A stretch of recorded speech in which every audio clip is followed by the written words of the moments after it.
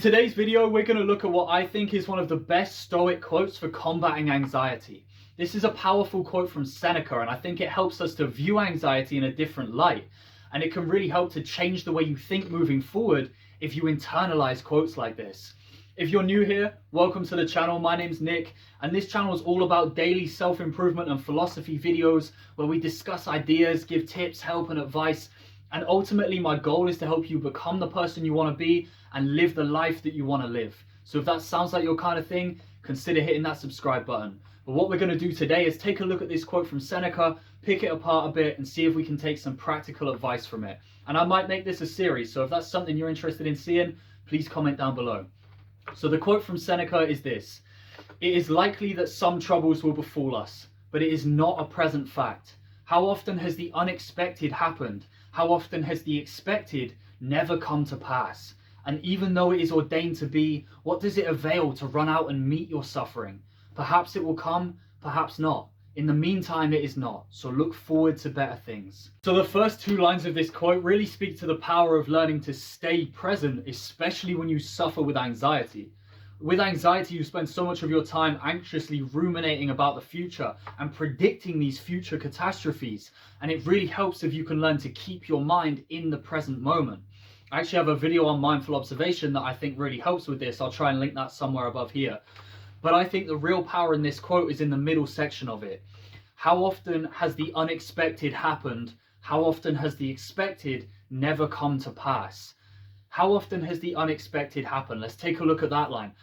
As someone with anxiety, I often predict things being a lot worse than they actually are. I expect the worst.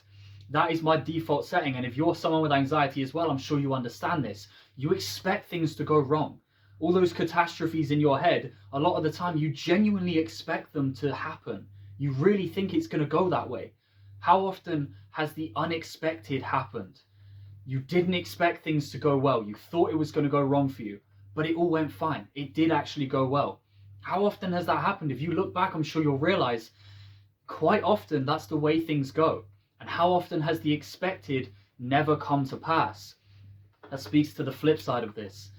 All those things you're constantly expecting, you're just thinking it's going to go this way, it's going to go bad, it's going to be this big catastrophe, and it's just not. Think back over even just the last few months of all of the different things that you've spent time anxiously ruminating over, and try and think about how many of them actually ended up happening. I think you'll see in the long run, it's a very small percentage, especially when you're really catastrophizing things. It's not that often that things really do go that badly. The expected regularly never happens. And that's something that's very important to realize and try and remember the next time you find yourself anxiously ruminating about the future. Think of this quote. How often has the expected never come to pass? Even if you can just remember that one line, just for that small bit of reassurance in the moment.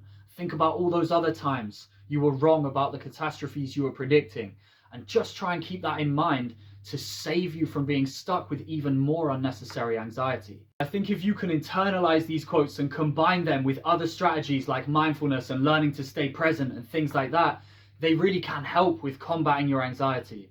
So I hope you took something useful and valuable from this Seneca breakdown. And if you found this video interesting and entertaining, please consider hitting the like button and subscribing. And I hope I see you guys in the next video.